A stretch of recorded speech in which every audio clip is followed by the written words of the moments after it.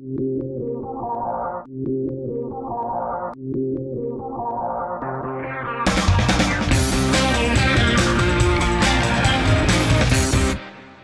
let's now dig more into objections and the psychology behind them, and bring out in your companies what you're dealing with right now. I can help you with languaging around those scenarios, okay?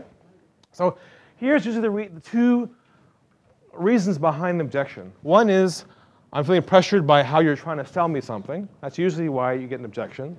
The second reason is, they're really not interested in what you have to say. It doesn't match what they're doing. Those are the two reasons behind why objections are triggered.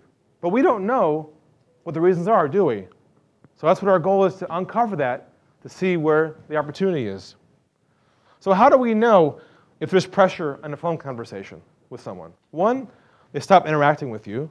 And two, they don't want to keep going or answer your questions with short answers.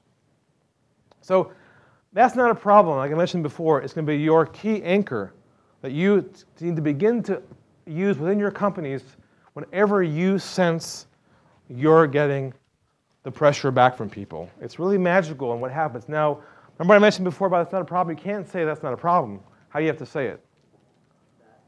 Not a problem. And take a deep breath, almost like you're disappearing there. That's not a problem. It's not a problem.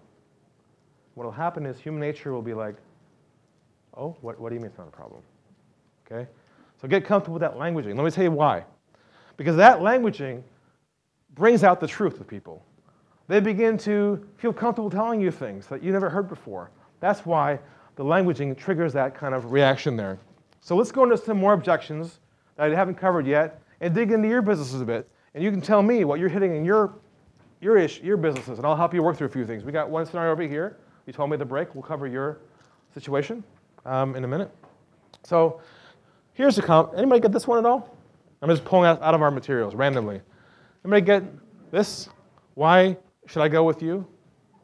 Is this a common thing? You may or may not get this. You may in the future, right?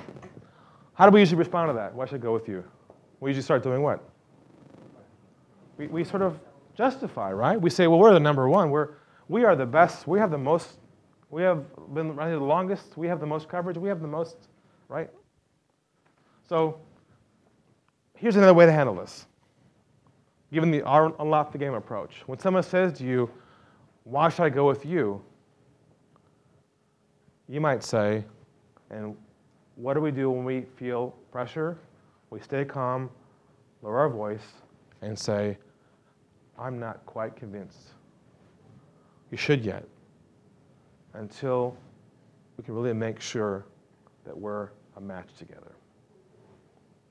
The last thing I want to do is put any pressure on you by trying to convince you to use what we have or choose our solution. Would it make sense to take a look at the issues that you're trying to solve? Then we can see if we're a good fit together. You see the logic around that, what that does?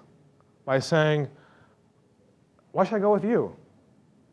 I'm not quite convinced that we should even go there yet until we first figure out if we're a fit. Now, the beautiful thing about this is the logic makes sense, doesn't it?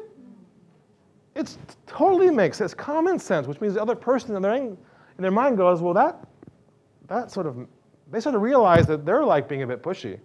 And they back off, because you are just coming across with logic and common sense. So why don't you write that down if you like. I think it's a very powerful phrase to keep handy, because you can use this when you're being challenged in your companies or in your business. And this goes back to the mindset of being centered and not pushing forward until there's that connection there.